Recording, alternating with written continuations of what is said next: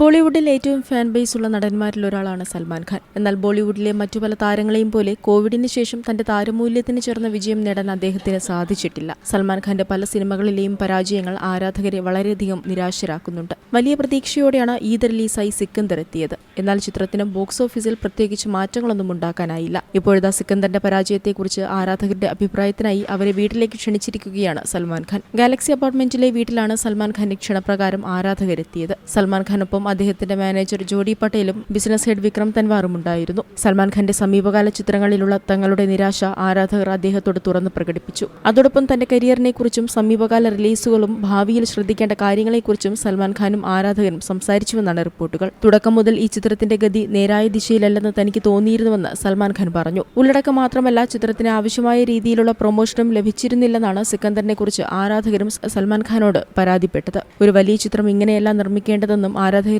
സന്തോഷിപ്പിക്കുന്ന ചിത്രങ്ങൾ ഉറപ്പായും ചെയ്യുമെന്നും സൽമാൻ ഖാൻ പറഞ്ഞു. ആരാധകരുടെ എല്ലാ ആശങ്കകളും പരിഗണിക്കുമെന്ന് അറിയിച്ചാണ് 1 മണിക്കൂർ നീണ്ട കൂടിക്കാഴ്ച സൽമാൻ ഖാൻ അവസാനിപ്പിച്ചത്. AR മുരുകദോസാണ് ആക്ഷൻ ഡ്രാമ വിഭാഗത്തിൽപ്പെട്ട സിക്കന്ദർ സംവിധാനം ചെയ്തത്. Entertainment desk, Zee Malayalam news. പുതിയ വാർത്തകളും വിശേഷങ്ങളും ഇനി വിരൽ തുമ്പിൽ. എല്ലാ ഡിജിറ്റൽ പ്ലാറ്റ്ഫോമുകളിലും ഇപ്പോൾ സീ മലയാളം ന്യൂസ് ലഭ്യം.